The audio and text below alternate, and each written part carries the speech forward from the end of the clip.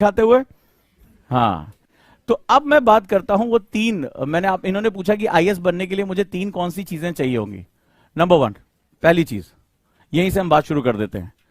पहली चीज जो हमें चाहिए होती है, गुड लर्नर।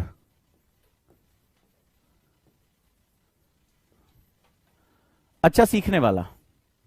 तो सीखने वाले का मैं अक्सर कई बार बोल चुका हूं, सीखने वाले का जो एटीट्यूड होता है वो ऐसे होता है। बट सॉरी टू से, आज की डेट में सोशल मीडिया पे आदमी कहीं भी कुछ भी बोल देता है, तो उसका एटीट्यूड आजकल ऐसे वाला हो गया है।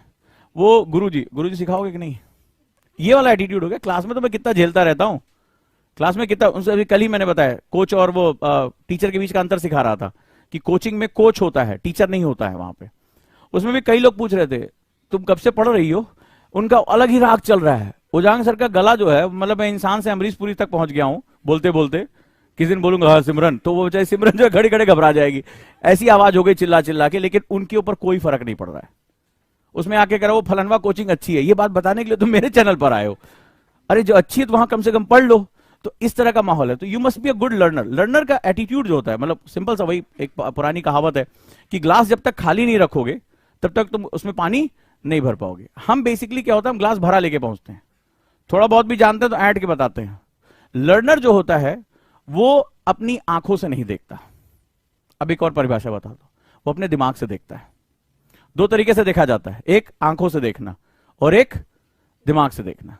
फर्क क्या होता है, जब हम आंखों से देखते हैं तो सिर्फ हम देखते हैं, जब हम अपने दिमाग से देखते हैं तो हम सोचते हैं।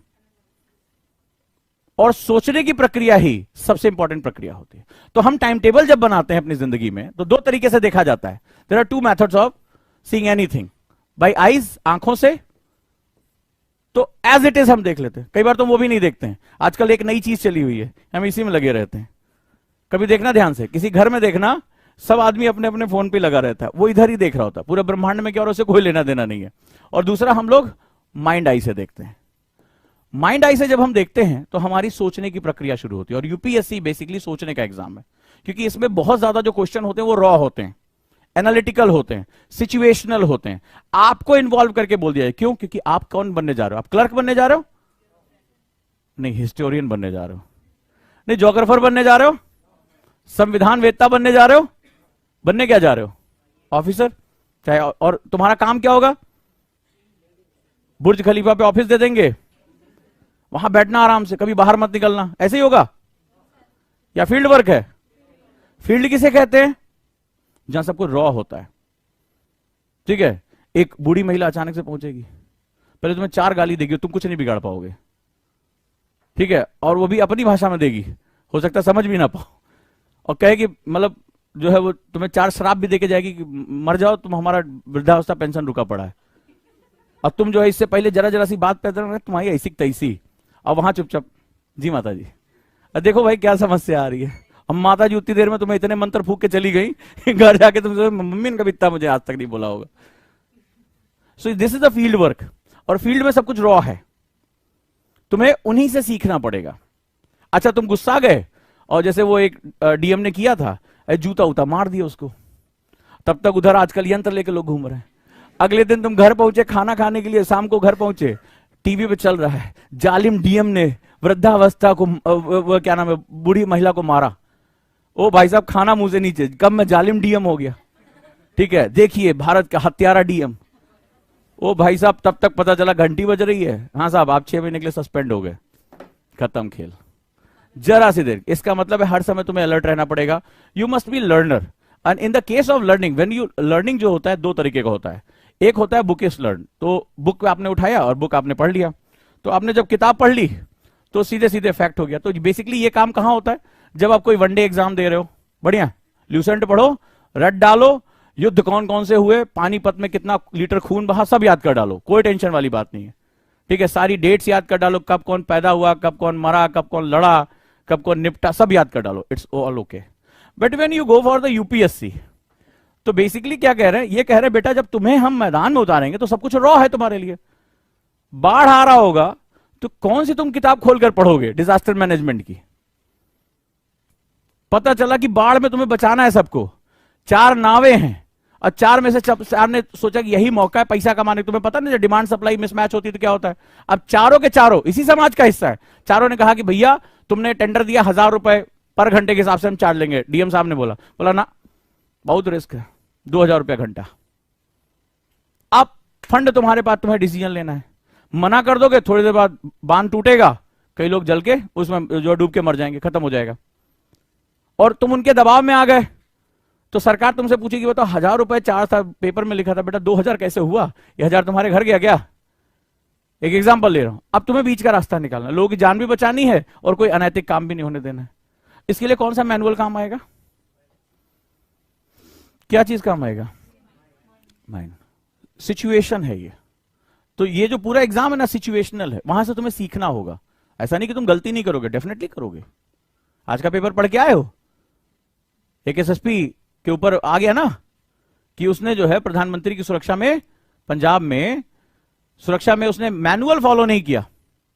उसको पहले से ही सूचना थी लेकिन उसने लापरवाही बरती, और देखो राष्ट्रीय बात हो गई, पूरा आयोग बैठ गया है, पूरे करियर को ऐसा नचा के हाथ में दे देंगे कि उनकी ऐसी तैसी हो जाएगी।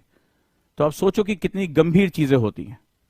ठीक है, तो यहां बना बनाया कुछ नहीं मिलेगा। तो अब तुमसे वो क्या उम्मीद करेंगे समझ लो। तो जो लोग माइंड से लर्न कर, माइंड से देखने की आदत होती है, वो एक्चुअली यूपीएससी में 24 घंटे पढ़ाई करते हैं। तुमने सुना होगा ना कि हम सर 6 घंटे का टाइम टेबल बनाया, 8 घंटे का टाइम टेबल बनाया। लेकिन जो लोग माइंड से पढ़ते हैं वो हर समय पढ़ते हैं। जैसे तुम यहां से आ रहे होगे, भीड़ दिखाई पड़ रही होगी, सारे स्टूडेंट तुम्हें दिखाई पड़ रहे होंगे, तो तुम्हारे दिमाग में एक छोटा सा क्वेश्चन आना चाहिए कि पुश फैक्टर क्या होता है, पुल फैक्टर क्या होता है। ये देश दुनिया भर के तुमने देखा होगा, नॉर्थ ईस्ट के बच्चे तुम्हें दिखाई पड़ रहे होंगे, तुम्हें दिखाई पड़ रहा होगा कि अलग अलग क्षेत्रों के यहाँ स्टूडेंट तुम्हें दिखाई पड़ रहे, यही क्यों है। सो ये जो सेगमेंट है, ये पुल फैक्टर कैसे, तो पुल फैक्टर क्या होता है, पुश फैक्टर किसे कहते हैं, ये यूपीएससी का क्वेश्चन है। तो यहीं पर लोग क्यों आ रहे हैं, यहां आ रहे हैं तो इसके प्रभाव क्या हो रहे हैं। मुझे अपने घर से यहां आने के लिए, जब मैं यहां पढ़ रहा हूं, तो अगर यही एजुकेशन मुझे मेरे स्थान पर मिलती तो मेरा क्या इतना खर्चा आता। तो ये खर्चा क्या है, ये इन्वेस्टमेंट है या एक्सपेंस है। मैं इकोनॉमिक्स पढ़ा दूं तुम्हें, पूरा अर्बनाइजेशन पढ़ा दूं इसी टॉपिक पे, पर सवाल है कि ये क्वेश्चन तुम्हारे दिमाग में आना चाहिए। और ये तब आएगा जब तुम अपनी आंखों को थोड़ा सा फ्री करके अपने दिमाग को एंगेज कर लोगे। ठीक है, तो अपने टाइम टेबल में सोचने का टाइम दिया करो, थोड़ी देर बैठ के सोचा करो। अगर ये आदत बन जाएगी, यूपीएससी तुम्हारा है।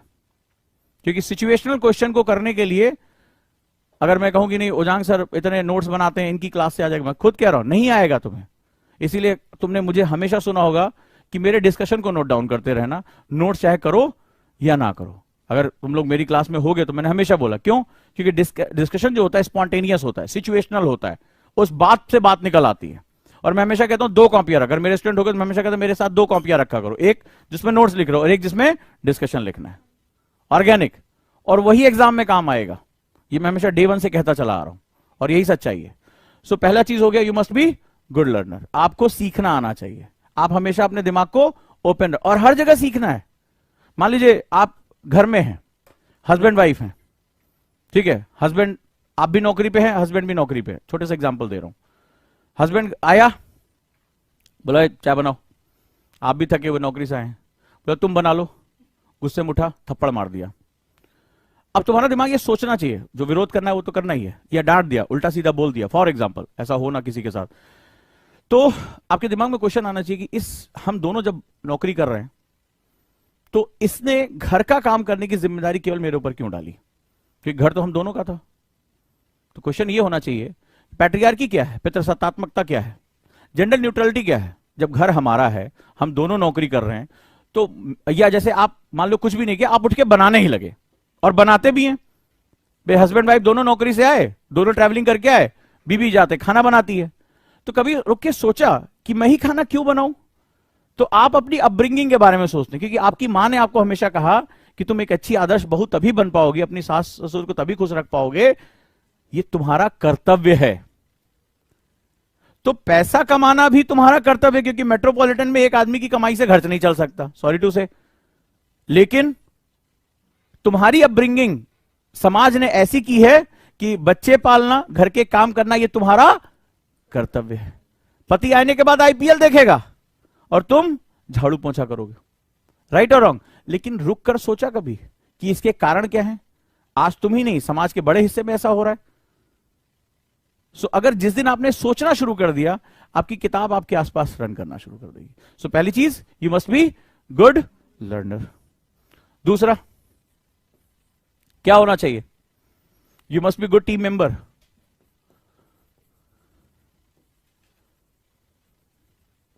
जब तुम सीखते हो, ये इंटरव्यू में सबसे पूरा कोर ही है, यूपीएससी का कोर इसी 3 में चलता है। क्योंकि अगर तुम लर्नर नहीं हो तो यूपीएससी का क्वेश्चन ही नहीं कर पाओगे। बहुत से ऐसे क्वेश्चन होंगे जो तुम्हें बहुत ट्विस्ट करके देंगे, तुम समझ ही नहीं पाओगे वो क्या कह रहा है। ठीक है, जो क्वेश्चन आया था मेंस का, एक क्वेश्चन तुमसे तुम्हारे सामने कहता हूं कि अगर आप बस स्टॉप पे खड़े हैं, आपके बगल में खड़ा हुआ एक व्यक्ति अचानक से बेहोश हो जाता है, तो आप क्या करेंगे? ये क्वेश्चन है मेंस का। आप जाके यूपीएससी का जो पेपर देखो मेंस का, तो आप क्या करेंगे? अब आप कौन सी किताब में ढूंढेंगे? उससे पूछे गोजांग सर जीएस पेपर 1 का क्वेश्चन है, जीएस पेपर 3 का क्वेश्चन है, कौन से पेपर क्वेश्चन है ये? तो कैसे करोगे इसको? कौन सी किताब? सर कौन सी किताब पढ़ें? किस राइटर की किताब बता दीजिए कि आदमी जब बेहोश हो जाए तो हमें कैसे उसे बचाना चाहिए। बहुत सिंपल सा फंडा है कि किस तरह से आप उसको, ये बिल्कुल लॉजिकल क्वेश्चन है, आपको इन्वॉल्व करने के लिए कह रहा है। ठीक है, तो अब दूसरा चीज है गुड टीम मेंबर। तो टीम मेंबर किसे कहते हैं? जब इस पूरी यात्रा में तुम जाओगे, हम बेसिकली टीम मेंबर कब नहीं बन पाते हैं? ईगो। जैसे मान लो अभी मैंने कहा कि कई लोगों से मैंने कहा कि आपके पास पेन पेपर नहीं है, तो बहुत देर से बहुत लोग सोच रहे थे, मैं बॉडी लैंग्वेज देख रहा था, किससे मांगे? अब मना कर दिया तो मना कर दिया तो मतलब ये जो तुम्हारी भारी भरकम ईगो है तुम्हारी टूट जाएगी। हाय दैया, मतलब कैसे तुम मतलब सर पे लेके घूम रहे हो? रावण के तो 10 ही सर थे, तुम्हारी ईगो के तो 20, 25, 35 हैं। ठीक है, लिए टहल रहे हो, तो हम कैसे मांग सकते हैं? सो टीम मेंबर का मतलब होता है सबको साथ लेकर चलना। तो जब क्यों? क्योंकि तुम जो है डिपार्टमेंट संभालोगे। तो तुम्हारे डिपार्टमेंट्स में क्या होगा? कई लोग होंगे तुम्हारे विरोध में होंगे लेकिन टैलेंटेड होंगे, कई लोग तुम्हारे चाटुकार होंगे लेकिन वो तुम्हारे लिए घुन का काम करेंगे। तो तुम्हें क्या करना पड़ेगा? टीम को साथ लेके चलना पड़ेगा। कभी आईएएस ऑफिसर से पूछना, अपने ड्राइवर को भी पटा के रखते हैं, अपने अर्दली को भी पटा के रखते हैं। ठीक है, अब कोई एक स्टूडेंट है मेरा नक्सलाइट एरिया में, बोला सर ड्राइवर को पता होता मूवमेंट कहां हो रहा है, आपको बिल्कुल भरोसे में रखना पड़ेगा, नहीं तो अगर जरा सा भी लीक कर दे इंफॉर्मेशन तो नक्सलाइट उड़ा देंगे। आपका कारवां जा रहा है और पहले से नक्सलाइट को सूचना मिल जाए, तब आप रात में दबिश देने जा रहे हैं, छापा मारने जा रहे हैं, आपका कर्तव्य है, और आपके रूट की जानकारी आपके ड्राइवर ने लीक कर दी, फिर खत्म खेल, आप तो नहीं लौटेंगे। ठीक है, तो आपको क्या करना पड़ता है? सबको साथ लेके, you must be good team में। अब इसकी जरूरत यहां कब है? तुम पढ़ रहे हो, थक गए, और तुम बहुत अक्खड़ किस्म के आदमी, हमेशा दरवाजे पर लिखा है मुझे डिस्टर्ब ना करें। ठीक है, अब आप थक गए, मान लीजिए आपके साथ कोई जूनियर है, मैं हमेशा कहता हूं, तो अब बोला कि जैसे मैं थक गया हूं, अब नहीं पढ़ने का मन कर रहा है, आंखें थक गई, दिमाग थक गया, इंसान है, तो मैंने क्या किया, इनको दे दिया, बोला एक काम करो, बोल बोल के मेरे नोट्स मुझे सुना दो, मैं लेटे लेटे सुन लूंगा। लेकिन हमेशा जब भी मौका मिला इनको कोने में कूटा है मैंने, जब भी मौका मिला, इनका सामान तोड़ दिया, इनका मोबाइल तोड़ दिया, मेरा हमेशा से ही रहा है, इनके साथ जो है वो मेरा ईगो हमेशा क्लैश होता रहा है। फॉर एग्जाम्पल, तो पता चला ये बोलेंगे अच्छा तो नोट्स हाथ में लिया, उस पर चाय डाल दी, बोले खत्म करो, बवाली खत्म करो, तुम्हारा करियर और तुम्हारी चाय दोनों एक साथ मिला देते हैं। तो आपको क्या करना पड़ेगा? अपने दोस्तों की मदद लेनी पड़ेगी। जैसे अगर आपने देखा होगा इस बार के जितने भी टॉपर्स हैं उन्होंने अपना अपना ग्रुप बनाया था, अगर आप इंटरव्यू भी सुनोगे तो उन्होंने अपना ग्रुप बनाया हुआ था। तो वो लोग क्या करते थे, शाम को एकदम तय कर लिया, जैसे मान लीजिए 4 लोग हैं, अच्छे लोग हैं, अब ऐसा नहीं कि ग्रुप में पता सब पबजी खेल रहे हैं, आपको ये भी चुनना पड़ेगा। तो टीम मेंबर में आपने क्या बोला कि जैसे मान लीजिए खाना खाया, आपको नींद आने लगी, अब आपके 2 दोस्त बड़े एक्टिव हैं, बोले नहीं सोना नहीं है, चल यार एक आंसर पे आज डिस्कशन करना है, तो उन्होंने एक आंसर पे आज एक कोई क्वेश्चन लिया, उस पर डिस्कशन कर लिया, तो आप ना चाहते हुए डिस्कशन में शामिल हुए। अब जैसे 4 लोग हैं, आज आपने एक पॉइंट पढ़ा, आपने एक पॉइंट पढ़ा, आपने और आपने एक पॉइंट पढ़ा, अब चारों लोगों ने गंभीरता के साथ डिस्कशन कर लिया, तो आपने पढ़ा एक, लेकिन आपको फायदा क्या हुआ? 4 पॉइंट्स का, यानी आपने इसको मल्टीपल टाइम यूज कर लिया, तो इंफॉर्मेशन क्या हुई? गैदर हो गई एक साथ, यानी एक मेहनत में आपने ज्यादा काम कर लिया। क्योंकि यूपीएससी में आपको एक ही चीज खरीदनी पड़ेगी, वो टाइम। आपका जो सबसे बड़ा दुश्मन होगा वो कौन होगा? सिर्फ टाइम होगा और कोई नहीं। तो आपको टाइम खरीदना पड़ेगा। तो ऐसे लोगों की जरूरत, मान लीजिए आप, जैसे अभी किसी बच्चे ने कहा हम नौकरी पे जाते हैं, पढ़ने का टाइम नहीं मिल रहा है, मान लीजिए आपके घर में कोई ऐसा मेंबर है जो चॉकलेट टॉफी या थोड़ी बहुत रिश्वत पे मान जाता है, ठीक है, थोड़े बहुत बाबू भैया करके कुछ करके, उससे बोलो एक काम करो, दिमाग लगा लो छोटा सा, बोले ये मेरे नोट्स हैं, इसको मेरे मोबाइल में आजकल ऑडियो रिकॉर्डिंग डिवाइस इजीली आती है, बोले एक काम करो भैया, धीरे धीरे आवाज में इसको पढ़ पढ़ के रिकॉर्ड कर दो। छोटी सी बात बता रहा हूं। तो क्या हुआ, उसने रिकॉर्ड कर दिया, मान लो एडिटोरियल रिकॉर्ड कर दिया, तुम्हारे नोट्स रिकॉर्ड कर दिए। तुमने क्या किया, बहुत बड़े बड़े कनौड़ी आने लगी आजकल, यानी ईयरफोन्स। आपने रास्ते में जा रहे हैं, आप मेट्रो में हैं, आपने ईयरफोन लगाया, बहुत बढ़िया बढ़िया आजकल तो आ रहे हैं, और आपने उसकी आवाज में उसको सुनना शुरू कर दिया। तो जब सुनना शुरू किया, आपने ध्यान से सुनना शुरू किया, मेहनत उसने की है, आप केवल उसको सुनते रहे, आप यात्रा कर रहे हैं, आप उस समय पढ़ाई नहीं कर सकते, बाल कई बार सीट वीट नहीं मिलती है, लेकिन आप सुन सकते हैं। और सुनने के दौरान आपने क्या किया, वो 4-5 पेज आपने रिवाइज कर लिया। ऐसे ही आपने ऑफिस से लौटते समय कर लिया, हो गया काम, आपने अपने समय को क्या किया, बचा लिया। सो ये कब हो पाएगा, जब आपको पता है कि सामने वाले को डील कैसे करना है। तो इस आपके रास्ते में कौन आती, आपकी ईगो, आपकी शर्म, ठीक है, आपके ढेर सारा अपने बारे में बहुत बड़ी बड़ी सोच, अरे हम आईएएस की तैयारी कर रहे हैं, उससे क्या बात करेंगे, नहीं, तुम्हें सबसे मदद लेनी है, सबसे मदद लेनी है, ठीक है। और मदद पाने का एक ही तरीका होता है, आपको मदद करनी पड़ेगी किसी की, तो मदद करिए अपने लक्ष्य के लिए, जिसको भी आप इस्तेमाल कर सकते हैं करिए। तो दूसरा हो गया गुड टीम मेंबर। तीसरा और सबसे महत्वपूर्ण, लीडरशिप। तीसरा स्टेज होता है लीडरशिप, यानी आपके अंदर लीडरशिप क्वालिटी होनी चाहिए। क्या होती है लीडरशिप क्वालिटी? लीडरशिप क्वालिटी किसे कहते हैं? इंटरव्यू में ये सब चेक करते हैं तुमसे। बहुत सही, शाबाश, बहुत बढ़िया। और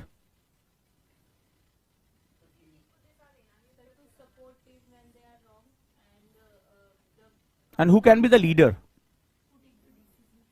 who take the decisions? Who can take the responsibility for everything? Can you take the responsibility for everything? मान लो कोई आया और मुझसे भी लड़ना शुरू कर, बोले उजागर सर उस चौराहे पे गाड़ी बढ़ गई मैं कहूँ मैं लीडर हूं, कहीं भी लड़ेगी मेरी जिम्मेदारी, पीटो मुझे जितना पीटना है, मुझे क्या करना है, ठीक है। तो ऐसा नहीं हो सकता ना। अरे मैं यहाँ बैठा हूँ, सारी गाड़ियां मेरी थोड़े ना हो जाएंगी, मैं प्रॉपर्टी डीलर थोड़े ना, गाड़ी कार डीलर थोड़े ना हूं। नहीं, लीडर हैं, मतलब लीडर भी दो तरह के होते हैं, ठीक है, वो वाला नहीं है कि हम सारी गाड़ियों की जिम्मेदारी लें, सवाल वो नहीं है। लीडर कौन हो सकता है?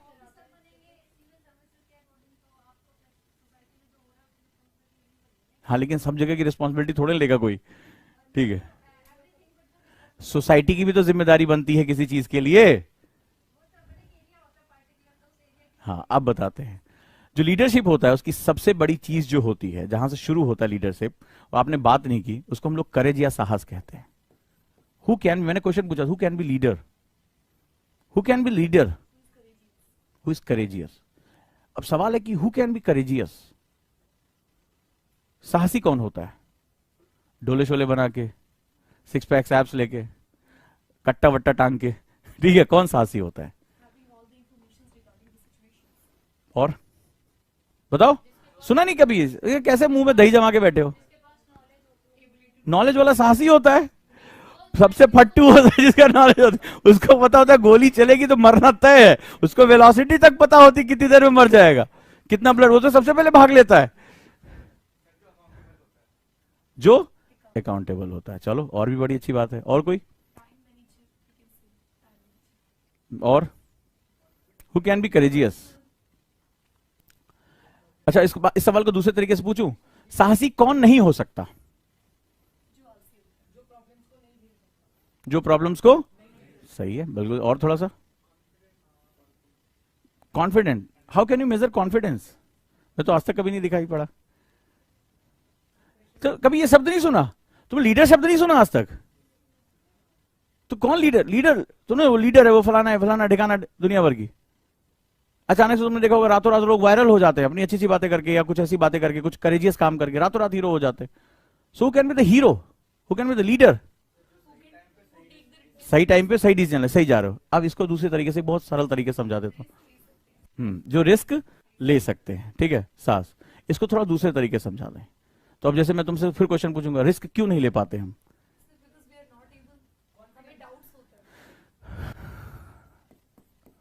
जो कीमत चुका सकते हैं। अब समझ लो, साहसी कौन होते हैं? Who can be courageous? Simple सा फंडा है, व्हेन देयर इज ऑलवेज, कोई भी तुम्हारे सामने सिचुएशन आ जाए, तुम्हारा माइंड हमेशा कैलकुलेट करता है, करता है। तुम्हारे सामने कई बार ऐसा हुआ होगा, एक्सीडेंट हुआ होगा किसी का, बेचारा, ऐसे तुम करके निकल गए होगे, बेचारा, हाय हाय, कोई उठे, उसको उठा क्यों नहीं रहा है?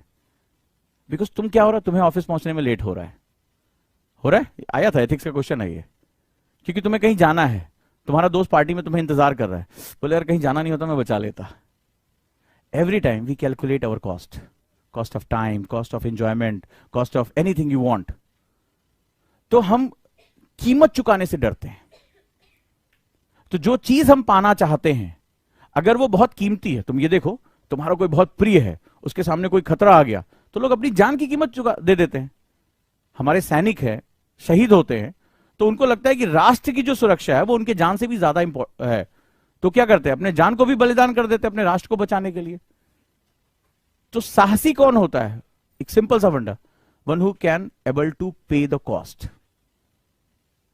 One who can able to pay the cost. And जितना मेरे अपने जीवन का निचोड़ है, सक्सेस और फेलियर के बीच में सिर्फ यही एक चीज है, सिर्फ यही एक चीज है। यहां बैठे हुए सभी लोग और मुझे देखने वाले हजारों की संख्या के लोगों को बता रहा हूं, सिर्फ यही एक चीज जो मैंने अपने जीवन में सीखी है अपने एनएलपी से, वो यही है। ईच एंड एवरीबडी, इस संसार में जो भी पैदा हुआ उसको अपॉर्चुनिटीज मिलती हैं। कोई ये नहीं कह सकता कि मुझे अपॉर्चुनिटी किसी भी रूप में मिलती हैं। हर व्यक्ति को मौका मिलता है खुद को निखारने का। कोई ये नहीं कह सकता कि मुझे नहीं मिला। अगर एजुकेशन में नहीं मिलता तो बिजनेस में मिलता है, बिजनेस में नहीं मिलता तो पॉलिटिक्स में मिलता है, पॉलिटिक्स में नहीं मिलता तो स्पोर्ट्स में मिलता है। वो जहां पहुंचता है वहां उसको अपॉर्चुनिटी होती है। बट सवाल क्या होता है, बस एक ही चीज पर मैं पूरे जीवन को टिका सकता हूं कि हम अगर कीमत पे कर देते हैं तो वो चीज हमारी, और हम अगर कीमत पे करने से डर जाते हैं तो फिर बाद में हम केवल पछताते रहते हैं। इसको बोलते हैं leadership. Everybody can get the opportunity, everybody, even though in my life also बहुत बार ऐसा हुआ कि मैं कीमत चुकाने से डर गया और मैं नहीं कर पाया उसको, और जिसको कर ले गया कि देखा जाएगा जो होगा वो मेरा हो गया। सो लीडरशिप, तुम भी मेरे ख्याल से इत्तेफाक रखते हो कि सिर्फ यही चीज है। और जितनी बड़ी तुम चीज चाहते हो कीमत भी उतनी बड़ी होती है। अगर तुम यहां से आज कुछ सीख के जाना चाहते हो, सिर्फ एक चीज सीख के चले जाओ कि लीडरशिप साहस का काम है, करेज, और करेज कुछ और नहीं होता है, सिर्फ कीमत चुकाने की ताकत होती है। और ये कीमत कुछ भी हो सकती है। रियल एग्जांपल दूं, एक लड़की है, आईएएस बन गई है, आंखों से देख नहीं सकती, ठीक है, मैं नाम नहीं बता रहा कौन है, आंखों से देख नहीं सकती। आप कितनी बड़ी कीमत चुका सकते हो? कितनी बड़ी कीमत किसी चीज को पाने के लिए चुका सकते हो? पिता नहीं, मां के सामने बड़ी समस्या कि किसी तरह शादी कर दे, पता नहीं मेरा जीवन कब खत्म हो जाए। शादी भी कर दी, सब कुछ अच्छा चल रहा है, हिम्मत करके नौकरी भी कर ली, नौकरी भी मिल गई। फिर एक दिन मन हुआ कि अपने जीवन को एक आयाम देना है, मतलब देना है मुझे किसी के पहचान के साथ, क्योंकि भाई अगर वो देख नहीं सकती तो लोग बड़ी बेचारगी की नजर से देखते हैं। पति भी काफी हद तक बेचारगी की नजर से देखता था कि एहसान किया उसने, और ऐसे बहुत से किस्से मैंने सुने हैं, बहुत से किस्से मैंने देखे हैं। वो डिसाइड करती है कि उसको अपनी जिंदगी को आयाम देना है, उसको आगे बढ़ना है। लगभग असंभव था, देख नहीं सकती और शादी हो चुकी है। तुम बताओ तुम कितनी बड़ी कीमत दोगे? और जब आप किसी मकसद के लिए जुड़ जाते हैं तो नतीजा हुआ कि धीरे धीरे एक ऐसी कहानी जो तुम्हारे सामने है, उसके रिश्तों में तनाव आना शुरू हो गया। वो जो पति परमेश्वर सोकॉल्ड, हमें इसी तरह अपब्रिंगिंग होती है ना हमारी, वो जो सब कुछ है, जिसके मतलब लड़की के लिए उसका नाम जुड़ा होना बहुत जरूरी, नहीं तो समाज उसको जीने नहीं देगा। पति के नाम के बिना ऐसा लगता है कि स्त्री पता नहीं क्या है, इस रूप में सामने है। और इतना अधिक तनाव आया कि पति को समय कम मिलना शुरू हुआ, उसकी जरूरतें पूरी नहीं हो रही हैं, उसको टाइम से खाना नहीं मिल रहा है। सो फिर क्या होता है ऐसे मामलों में? जो लोग इस सब चीजों को बहुत करीब से देखते हैं वो जानते हैं कि ऐसे मामलों में तनाव बढ़ जाता है, दिमाग फटने लगता है, झगड़े होते हैं, बर्तन पटके जाते हैं। कीमत क्या दोगे? उसने अपने रिश्ते की कीमत दे दी, अपने सपने के लिए अपने रिश्ते की कीमत दे दी। अब समझ लो कि जिंदगी में कभी भी सक्सेस थाली में परोस के नहीं दी जाती है। ये बाजार है, यहां कीमत चुकानी पड़ती है। और तुम्हें लगता है, तुम कहानियां सुनते हो ना कि अरे वो ब्लाइंड लड़की थी, वो दिव्यांग बच्चा था, आईएएस बन गया। जरा उसकी कीमत तो पूछो क्या थी, उसकी कीमत तो पूछो क्या थी। सो अब उल्टा कर लो इसको कि अगर तुम किसी चीज की कीमत चुका सकते हो, if you are able to pay the cost, और ये कॉस्ट कुछ भी हो सकता है। नींद किसको नहीं अच्छी लगती यार? भरपेट व्यंजन किसको नहीं अच्छा लगता है?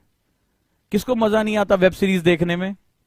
कौन है रजाई में आराम से धीरे धीरे धीरे धीरे आके आप बढ़िया एसी चला के, कौन नहीं मजा करना चाहता? छुट्टियां किसे अच्छी नहीं लगती? दोस्त यार, गपबाजी किसको नहीं अच्छा लगता? ट्रैकिंग, लंबी लंबी छुट्टियां, नेचर को देखना, कविताएं लिखना, प्यार मोहब्बत की शायरियां करना, किसको नहीं अच्छा लग रहा भाई? बट सवाल है, तुम्हारे ही जीवन में तुम्हारे पास एक अवसर आया है, अगर तुम ये कीमत चुका दोगे तो तुम साहसी हो जाओगे, तुम साहसी हो जाओगे तो जिंदगी तुम्हारी है। ये होते लीडरशिप। इसीलिए यूपीएससी में जब आप देख भी नहीं सकते तो भी आईएएस बन सकते हो, चल नहीं सकते तो भी आईएएस बन सकते हो, शरीर 60% खराब है, किसी को पकड़ के तुम्हें कुर्सी से उठाना है तो तुम आईएएस टॉप भी कर सकते हो, बहुत कुछ कर सकते हो तुम। बस सवाल ये है, हमें ये नहीं सिखाया जाता हमारी एजुकेशन में। सो आज के बाद अपनी कैलकुलेशन को जो है वो कर लो कि क्या तुम अपना कीमत चुकाने के लिए तैयार हो। और अगर तुम ये सोच रहे हो तो इकोनॉमिक्स एक बड़ा छोटा सा नियम है, there is no free lunch in the world. संसार में कुछ भी मुफ्त नहीं है, और जितनी बड़ी चीज चाहते हो, ये तो तुम मुझसे भी ज्यादा अच्छा जानते होगे, उतनी बड़ी कीमत चुकानी है। अब ऐसा नहीं कि नोकिया 1100 लेके घूम रहे हो, बोले अरे भैया 1100 में खरीदे थे, और एप्पल आईफोन सामने 13 लेने चल गए, उसके दुकान सामने जाके बाबू ऐसे करना शुरू कर, नहीं नहीं मुझे चाहिए, पापा ने 1100 में दिलाया था, ओके भगया, इसका कवर भी नहीं आता 1100 में। तो जब तुम्हें आईफोन चाहिए तो तुम्हें क्या करना पड़ेगा? ज्यादा कीमत चुकानी पड़ेगी। तो कई बार हम ये सोचते हैं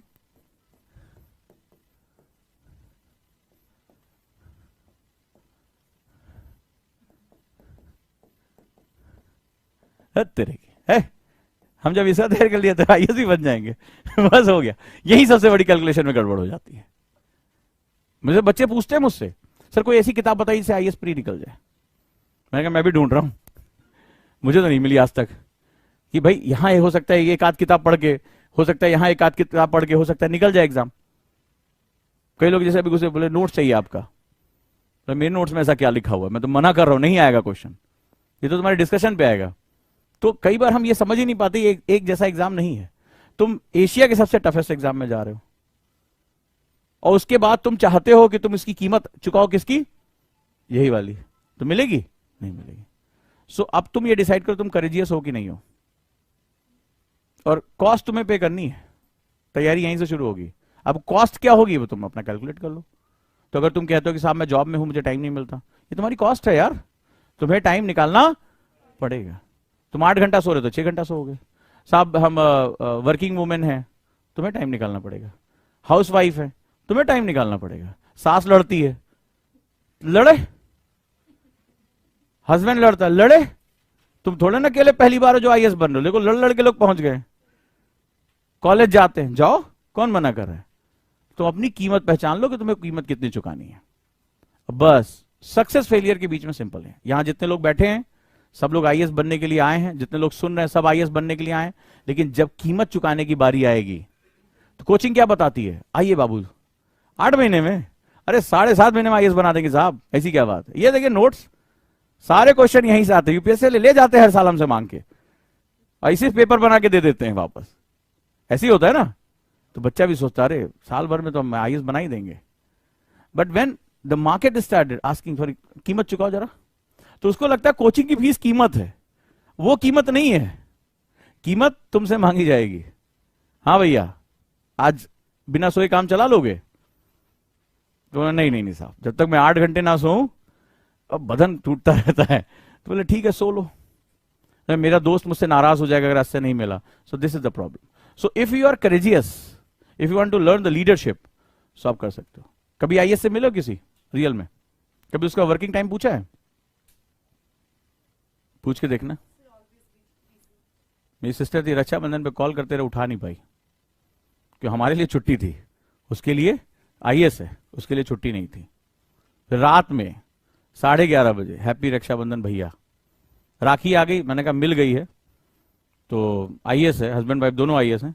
तो मैंने कहा बेटा अभी फ्री हो क्या, बात कर लेते हैं कि भाई रक्षाबंधन चल रहा है। कोई जवाब नहीं आया, नो टिक, नो ब्लू टिक। रात में जाके ये स्थिति होती है और तुम बनने चले हो आईएएस। तो सोच लो कैसे करना है। ये चीज अगर रह गई तो किताबें तुम्हारी हैं, नोट्स तुम्हारे हैं, सब कुछ तुम्हारे लिए बहुत आसान हो जाएगा। तो फिर से एक बार बता दे रहा हूं, कभी भी किसी भी क्लास में जाओ बिना राइटिंग के मत बैठो, ठीक है? फिर से कह रहा हूं, सुन के तुम्हें केवल 11% मिलेगा। अब तुम सोच लो, और 24 घंटे बाद वो तुम्हारा दिमाग 80% बाहर कर देगा। अब तुम कहोगे साहब मेरा दिमाग कमजोर है, अरे ये उसकी बहुत बड़ी तुम्हारा गिफ्ट है।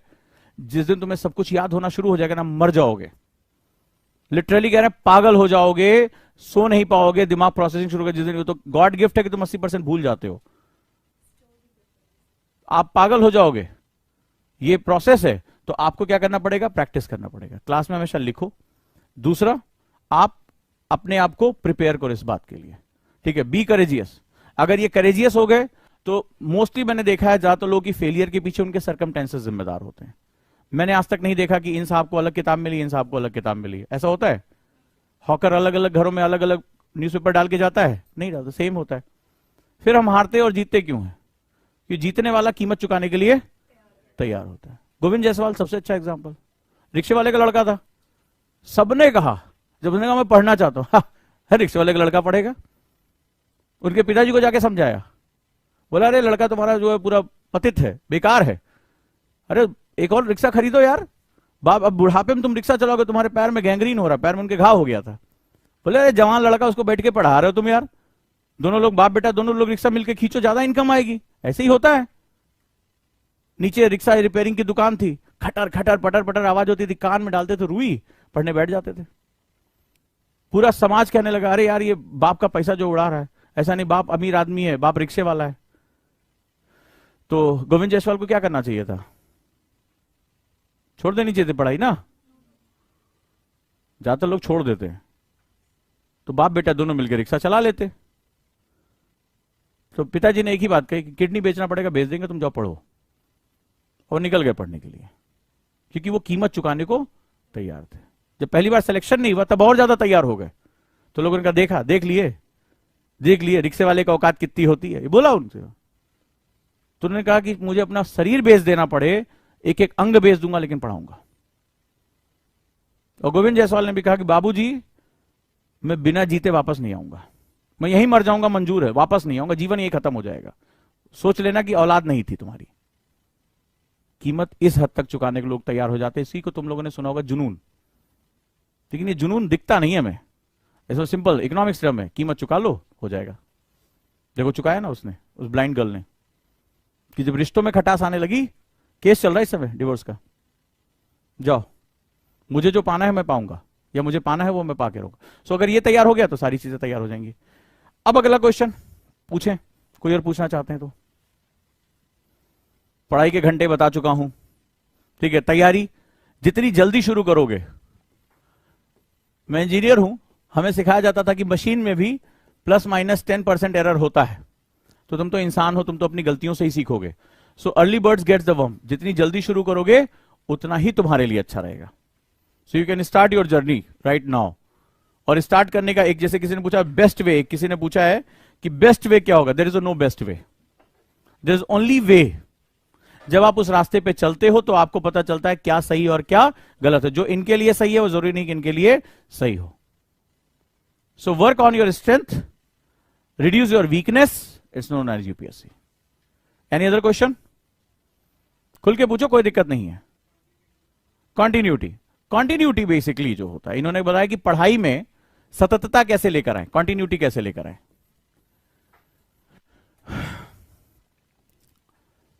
कॉन्टिन्यूटी इज, मैंने लास्ट टाइम एक बहुत छोटी सी बात कही थी, पता नहीं शायद ऑनलाइन क्लास में कही थी या यहां कही थी, कि सपने बड़े देखो, उसको पाने के लिए छोटे छोटे कदम उठा लो।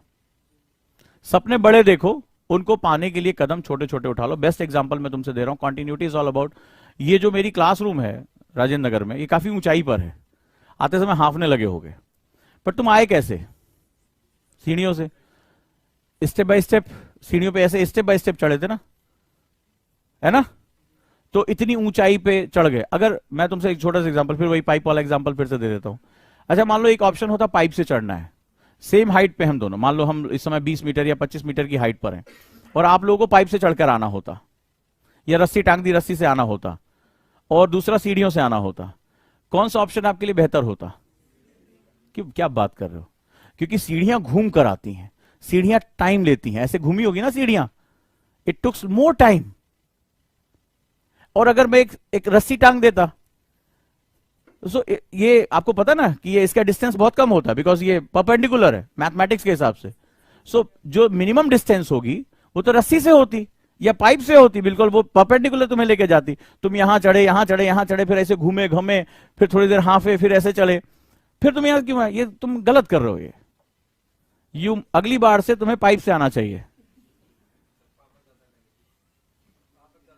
अरे नहीं, तुम ये बताओ तुम हैं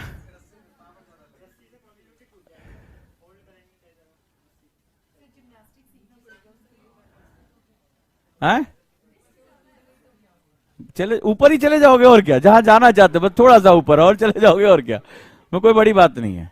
हाँ जी, क्यों सीढ़ी से क्यों है? हाँ हाँ, एक सही, ये हमें बचपन से ऐसे सिखाया जाता है। हाँ, लेकिन जब गाड़ी चलाते हैं आप ये आपके जब कभी हस्बैंड या आपके साथ जो भी कोई होगा तो मैं तो बोले शॉर्टकट निकाल लो, आप ही ने ज्ञान दिया होगा बाजार के लिए लेट हो रहे हैं वहां तो बड़ा काम आता है। ठीक है भैया, कहे रेलवे स्टेशन जाना है तो जल्दी शॉर्टकट निकाल लो, इधर से छोटा रास्ता है। हाँ जी बताएं। बेसिकली पहली चीज, हाँ, हम मैं बने बताया हम कीमत कैलकुलेट करते हैं, तो दोनों प्रोसेस में हमें कीमत पता है कि भैया इसमें गिरे तो थोड़ा बहुत चोट लगेगा, लेकिन इसमें अगर गिरे तो चौथे फ्लोर की बजाय पता नहीं कौन वाले फ्लोर पे पहुंचेंगे। पहला तो हमने क्या किया, रिस्क कैलकुलेट किया, तो साहस आपका जवाब दे गया। लेकिन अगर सोचो सोचो दूसरी चीज कि खुदा ना खास्ता अगर कोई हादसा हो जाता है ऐसी जगह और आपके पास सीढ़ियों का विकल्प खत्म हो जाता है, तब क्या, कैसे उतरोगे, कैसे बाहर निकलोगे? आए मान लो सीढ़ियों पे आग लगी है, कैसे बाहर कैसे निकलोगे? मान लो एक रस्सी कहीं से टंगी मिल गई, उस समय फिर वही सिखा रहा हूं, वी ऑलवेज कैलकुलेट कॉस्ट। हमारा दिमाग बना ही ऐसा है, हमारा दिमाग बचपन से इसे बना है। इसीलिए जब यूपीएससी की तैयारी में आओ ना, तो आज अपनी कॉस्ट लिख लेना कि कितनी कीमत चुका पाओगे। जैसे अदापा कार्तिक का जब सेमिनार, जब आईएएस टॉप किया था उन्होंने, तो उन्होंने कहा था मैं अपनी बहन की, सगी बहन की शादी में नहीं पहुंच पाए थे वो। उन्होंने कहा सालों हो गए मैंने कोई फंक्शन अटेंड नहीं किया, आईएएस टॉपर थे, हार्वर्ड में भी उनका सिलेक्शन हो गया था मेडिकल में। तो तुम्हें मजा तो आता है कि आईएएस टॉपर हैं, लेकिन उस मजा के पीछे जो सजा है वो तुम्हें नहीं पता होती है। ठीक है, वो कैलकुलेट कर लोगे, जिंदगी हो जाएगी। दूसरी चीज, तुमने क्वेश्चन पूछा कॉन्टिन्यूटी, इस प्रोसेस में कॉन्टिन्यूटी है। कॉन्टिन्यूटी जो होती है, वन स्मॉल स्टेप को बोलते हैं, one small step, because one small step always include psychological facts. तुम्हें तुम्हारे ही चीज से, मैं तुम्हें एग्जांपल दे दूं, तुम अपनी जिंदगी में कैसा खेलते हो खुद के साथ, दे दूं इसका एग्जांपल। मैं दो स्टूडेंट ले लेता हूं, चलो तुम्हारा नाम क्या है? हर्ष। चलो कोई और, कोई और अपना नाम बताए, पढ़ाई कर, हाँ बताओ। गुंजन। चलो ये दो लोग हैं इस क्लास में, ठीक है। दोनों को टास्क दिया 6 घंटे पढ़ने का, ध्यान से बताना, 6 घंटे पढ़ने का टास्क दिया, या चलो हम 6 घंटे कर लेते हैं, ठीक है। अब इन्होंने एक टास्क बनाया 6 घंटे का, इन साहब ने, हर्ष साहब ने, इन्होंने टास्क बनाया सिंपली 5 घंटे पढ़ने का, कोई दिक्कत नहीं है, एक कोई हिसाब किताब ले लिया। अच्छा, या दोनों को कॉमन मान लेते, मान लो दोनों को 6 घंटे दे दिया, कंफ्यूज मत करो भाई, हम जेंडर इक्वलिटी लेकर चल रहे हैं, 6 घंटे का टास्क दे दिया। लेकिन इनकी जो बेसिकली पढ़ाई थी, वो कभी इन्होंने जीवन में 3 घंटे के ऊपर पढ़ाई नहीं की। इन्होंने 3 घंटे के ऊपर कभी आज तक पढ़ा ही नहीं, मान लो एग्जाम्पल। और इन्होंने उस दिन जोश जोश में आके, वो टाइम टेबल बनाते हैं ना यूपीएससी वाला, ठीक है, यूपीएससी वाला टाइम टेबल बना लिया। इनकी पढ़ने की आदत रही है, ये 5 घंटे मान लो इन्होंने पढ़ाई करने की इनको आदत रही है। अब इन दोनों ने टास्क बनाया 6 घंटे का। अब देखना इसी आवर से तुम्हारा साइकोलॉजिकल फैक्टर कैसे चेंज हो जाता है, और तुम क्यों सीढ़ियों से आए, प्रूव कर दूंगा अभी। अब इन्होंने पढ़ने की कोशिश की, टाइम टेबल बना लिया इन्होंने 6 घंटे का, ये आज पढ़ पाए केवल 3 घंटे 5 मिनट। फिर अगले दिन इन्होंने फिर 3.5 घंटे पढ़ाई की, फिर 3.5 घंटे पढ़ाई की, और ये डेली क्या हो रहा है, ये डेली जो है 6 घंटे को पकड़ ले, क्योंकि इनको 1 ही घंटा अब करना है, इनको अपना डबल करना है। तो इन्होंने 6 घंटे पढ़ा, फिर इन्होंने 6 घंटे पढ़ा, इन्होंने 6 घंटे पढ़ा। आफ्टर 6 डेज आपके साथ क्या होगा, आपको अपने बारे में क्या फीलिंग आएगी? होगा, क्यों? दैट तरीके हमसे हो ही नहीं रहा, होता है कि नहीं होता साइकोलॉजिकल। और इनको कैसी फीलिंग आएगी? अकम्प्लिशमेंट, कर दिया, तो मुझे अपना टारगेट क्या करना चाहिए, थोड़ा सा ऊपर और बढ़ा लेना चाहिए। So continuity is all about realistic goal. सबसे पहला रियलिस्टिक गोल होता है। तो तुमने सीढ़ी को क्यों चुना और पाइप को क्यों नहीं चुना? Just because of realistic goals. तुम्हें पता था कि इस सीढ़ी पर कुछ भी गियर जो है कैलकुलेटेड नहीं है, सीढ़ियां हैं, स्टेप से बिल्कुल बनी हुई हैं, पुराने समय से लोग यूज कर रहे हैं, देखो मेरे आगे वाला भी जा रहा है, सो मुझे भी चलना चाहिए। एंड आपने एक एक स्टेप लिया, सीढ़ी में रेलिंग भी है, रेलिंग से कहां नहीं आ गए, तो आपने प्रोसेस को फॉलो किया। सिंपल, यूपीएससी प्रोसेस को फॉलो करने का नाम है, ठीक है। वही मतलब सालों से वही हो रहा है, वही किताबें एनसीईआरटी, वही द हिंदू, वही इंडियन एक्सप्रेस, वही आंसर राइटिंग, वैसे ही ऑब्जेक्टिव क्वेश्चन करना, हर साल कुछ भी नहीं बदलता है। तो आपने क्या किया, आपने बेसिकली एक साइकोलॉजिकल फैक्टर चुना कि ये सीढ़ियां मुझे स्टेप बाय स्टेप ऊपर लेके जाएंगी। रस्सी की जब बारी आई तो आपको समझ में आया कि अगर मेरा हाथ छूटा तो हो सकता है ना छूटे, आपने कैलकुलेट किया और आपको पता है कि आप नीचे आओगे, तो आपने कहा नहीं यार सीढ़ी जाना सेफ है, ठीक है, सीढ़ी जाना सेफ है। सो ये हमारे डेली लाइफ में होता है पढ़ाई में। हम जब अनरियलिस्टिक गोल बना लेते हैं, जैसे पाइप से चढ़ना, so that is unrealistic goal, कि आपको उसका कैलकुलेशन नहीं है, सीढ़ियों का कैलकुलेशन है, रियलिस्टिक गोल। सो हम, अगर आप 3 घंटे पढ़ाई कर रहे हैं तो आप 3.5 घंटे शुरू करिए, कोई शर्म वाली बात थोड़ा नहीं। ये जो आजकल चल रहा है ना कि वो 18 घंटे पढ़ता था, कभी अस्पतालों में जाया करो यार, वो जिंदा रहेगा। वो 16 घंटे पढ़ता था, ना तुमने कभी उसको पढ़ते देखा, ना तुम उसकी मम्मी हो ना उसके पापा हो, तो वो पढ़ता कब था? सिर्फ उसने बोल दिया इंटरव्यू में, तुमने इंटरव्यू वीडियो देख लिया और तुम भी 16 घंटे टाइम टेबल बना, बोले इससे कम पढ़ेंगे तो आईएएस नहीं बनेंगे, ठीक है। और फिर तुम क्या होता है, पाइप पे चढ़ने की कोशिश शुरू कर देते हो। देखो कोशिश करोगे चढ़ोगे, बट रिस्क है, तो आपको क्या करना है, ग्रेजुअली चढ़ना है, ठीक है। शर्म वाली बात नहीं है। टाइम टेबल 3 घंटे आज शुरू किया, इस हफ्ते के लिए मैं 3.5 घंटे, और तुम करके देखना। तुम मुझे खुद बताओ कि 6 घंटे का टाइम टेबल बनाया, 3 घंटे तुम पढ़ पा रहे हो मान लो, तो तुम्हें शर्म आएगी कि नहीं आएगी? 3.5 घंटे तुमने एवरेज पढ़ लिया, तुम्हें लगेगा ना कि 2.5 घंटे का मुझे लॉस हो गया। इसको साइकोलॉजिकल फैक्टर बोलते हैं। तुम्हें दुनिया अपमानित नहीं करती है, सबसे पहले तुम स्वयं को अपमानित करते हो, और जब तुम स्वयं से अपमानित हो जाते हो तो दुनिया बिना कहे तुम्हें अपमानित कर लेती, क्योंकि तुम्हारी बॉडी लैंग्वेज समझ जाती है। तो तुम्हें क्या करना है, तुमने 3.5 घंटे, अब 3.5 घंटे अगर मान लो तुमने टारगेट बनाया होता और अचीव कर लेते, तो मुझे कभी ना कभी तो ऐसा किया होगा, 2-4 मिनट भी एक्स्ट्रा पढ़ लेते हो, कैसी फीलिंग आती है? मुंह में रजनीगंधा कदमों में दुनिया, वही वाली ऐसे ही आती है, होता है, अच्छा कॉन्फिडेंस होता है कि नहीं? फिर तुम खुद ही क्या कहते हो, कैलकुलेट करते हो, यार अब 4 घंटे का टाइम टेबल बनाएंगे। कितने लोग हैं जो वीक का टाइम टेबल बनाते हैं? टाइम टेबल हम साल का बनाते हैं। कितने लोगों ने टाइम टेबल बनाया इससे पहले? और जब टाइम टेबल बनाया तो तुमने लिखा ना सुबह 4 बजे उठना है, 6 बजे उठना, 8 बजे ये करना, 9 बजे वो करना, 10 बजे ये करना, 11 बजे ये करना, ऐसे ही बनाया था? ऐसे टाइम टेबल बनाया था कि नहीं बनाया था? कितने लोगों ने वीक का टाइम टेबल बनाया कि इस वीक, मान लो आज मान लो 24 तारीख, 28 तारीख हो गई, तो 28 से लेकर जो है वो 4 तारीख तक का मेरा टाइम टेबल होगा।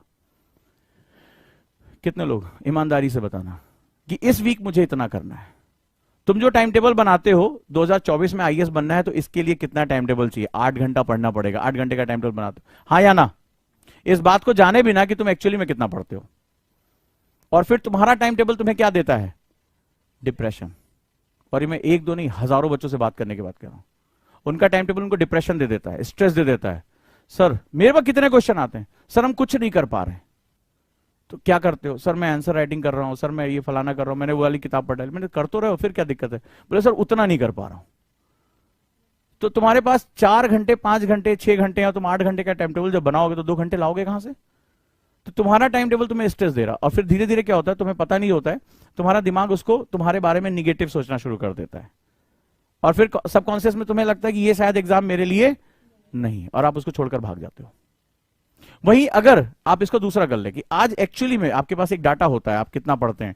भाई मैं एवरेज 3 घंटे पढ़ता हूं, 3.5 का टाइम टेबल बना लिया, तो पहले हफ्ते 3.5 घंटे पढ़ा, उसको कैलकुलेट किया, अरे वाह मैंने अपना टारगेट अचीव कर लिया। तुम देखना तुम्हें कितनी खुशी होगी। तुम मेरे कहने पे देखना, संडे तुम एकदम ऐसा झूम के घूमोगे। कभी भी तुम जिंदगी में अपने टारगेट पूरे करके देखना, कोई भी छोटे छोटे बना लो, ज्यादा नहीं। ऐसा कई बार होता है, अरे पूरी किताब 15 दिन में खत्म, ऐसे वाला टाइम नहीं, सिर्फ 100 पेज पढ़ना है मुझे, 1 पेज पढ़ना है मुझे। और जब उसको पूरा कर लोगे तुम देखना तुम्हारे साथ होता क्या है। कभी किया है किसी ने?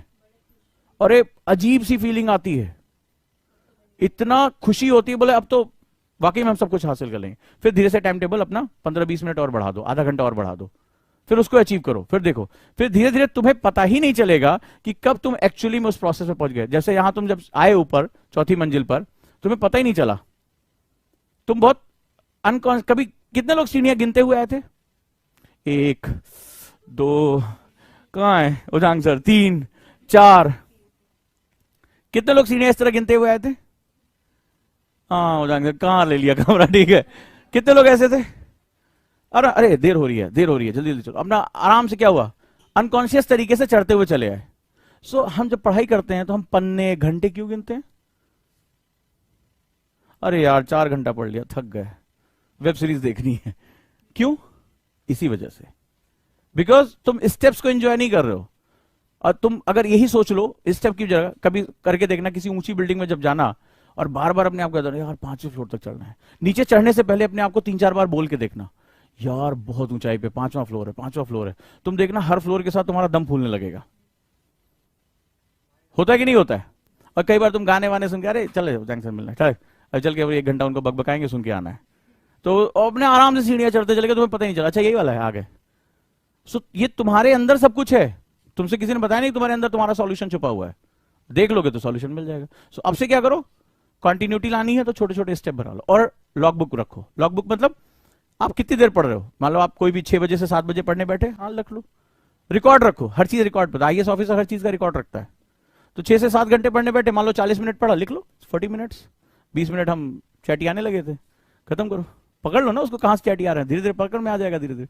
तो आप उसको टोटल लिख लो कि मेरा टारगेट पूरा हुआ, उसका ग्राफ बना लो कि भैया मैंने रिकॉर्ड जितना रखोगे उसी। भाई रिकॉर्ड तो हमें बचपन से सिखाया जाता है ना, तुम्हारा रिपोर्ट कार्ड हुआ है कि नहीं हुआ है, ना सिर्फ तुम्हारा रखा जाता है, तुम्हारे पिताजी को भेजा जाता है। स्कूल में थे तो तुम्हारे मार्क्स का एक वो होता था, वो था क्या, तुम पढ़ने जा रहे हो, वो पढ़ा रहे, बात खत्म हो गई। तो वो उसको बनाने की क्या जरूरत थी कि इंग्लिश में इतने मार्क्स, हिंदी में इतने मार्क्स, मैथ्स में इतने मार्क्स। उसके बाद तुमने जो पाप किए वो किए, ये बात जाके पिताजी को भी बतानी होती थी, उनसे हस्ताक्षर लेने होते थे, वो पता नहीं कहां हस्ताक्षर दे देते थे, उस पर देते ही थे। उसके बाद कभी गाल पे, कभी पीठ पे, जहां मौका मिला वहां हस्ताक्षर दे दिया, तो बड़ी मुसीबत है। चले, तो इस तरह से आपको क्या करना है, टाइम टेबल रखना है। कितना बज गया भाई? हाँ 3:30 हो गया। घड़ी भी लगा, देखो कैसी लगाई मैं ना देख सकूं। तो और कोई क्वेश्चन? हम्म हम्म हम्म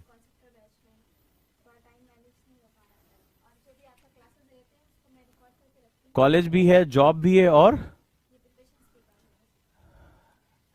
तो एक दिन में कितना टाइम निकलता होगा पढ़ने के लिए? इससे ज्यादा जरूरत क्या है? अरे तो संडे किसे, संडे जॉब पे नहीं बुलाते होंगे ना, कॉलेज वाले बुलाते होंगे। तो संडे अगर बुलाएंगे तो लेबर लॉस के हिसाब से तुम्हें एक कंपनसेशन देंगे। हम उनसे पैसा मांग लेती होगी कि नहीं कंपनसेशन नहीं चाहिए मुझे, एक दिन की सैलरी एक्स्ट्रा चाहिए। किसी दिन कंपनसेशन ले लिया करो, उस दिन रिवीजन कर डालो। और रिवीजन के लिए मैंने बताया ना सबसे अच्छा तरीका है ऑडियो। हाँ देखो, तभी मैं कहूं कहां लीक हो रहा है चलो और कोई क्वेश्चन?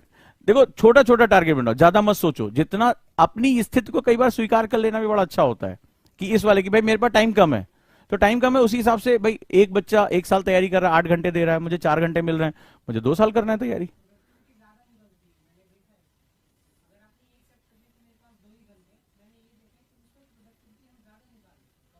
लेकिन अगर आप नहीं स्वीकार करोगे तो 2 घंटे सोचोगे हाय मेरे पास 2 ही घंटे हैं, तो फिर तो हो गया काम, इसमें फिर तो काम खत्म, पैसा हजम। तो आप ये सोचो ना कि आपको 2 घंटे में कितना आउटपुट देना है।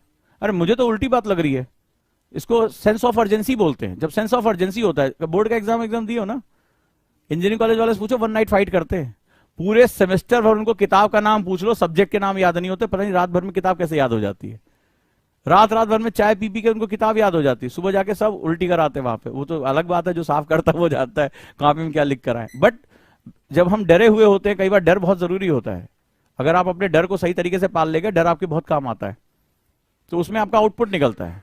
हम तो पढ़ने बैठते हैं, हम कितना पढ़ने बैठते हैं, हम टारगेट स्टडी कहां करते हैं? कोई और क्वेश्चन? एडिटोरियल क्या होता है? संपादकीय। संपादकीय किसी एक व्यक्ति का विचार होता है, ये उस एडिटोरियल में निगेटिव पॉजिटिव नहीं होता है। मैं उस चीज के बारे में क्या सोच रहा हूं, मैं अपना पर्सपेक्टिव रख रहा हूं। तुम्हें यह सोचना है कि तुम्हें तराजू के दोनों पल्ले तोड़ने हैं, ये तुम्हारा कर्तव्य है।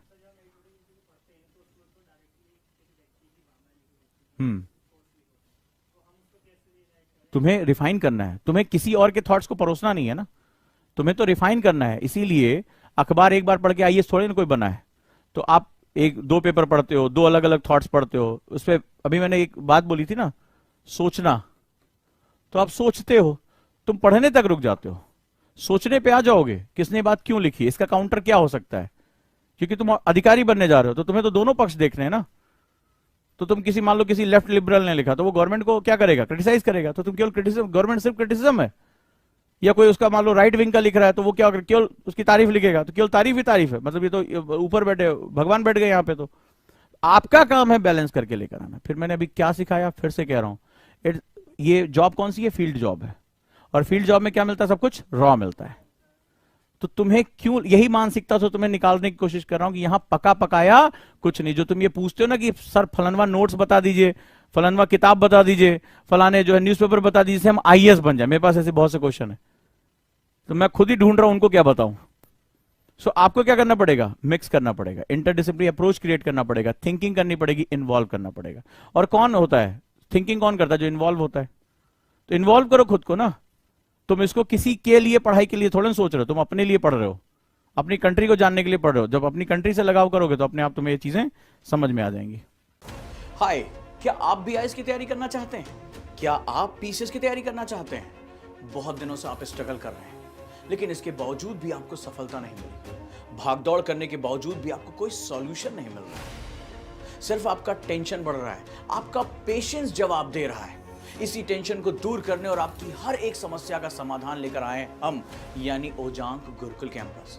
यहां हम आपको सिखाएंगे आईएएस और पीसीएस जैसे एग्जाम की तैयारी कैसे आसान तरीके से की जाती है, कैसे डिसिप्लिन फॉलो किया जाता है, कैसे अनुशासन रखा जाता है। अगर आप भी चाहते हैं हम आईएएस और पीसीएस बने और अपनी जिंदगी के सारे सपने पूरे करें, तो अभी ज्वाइन करें Ojaank Gurukul campus. Because when we support the word selfless, the whole universe will support you endlessly.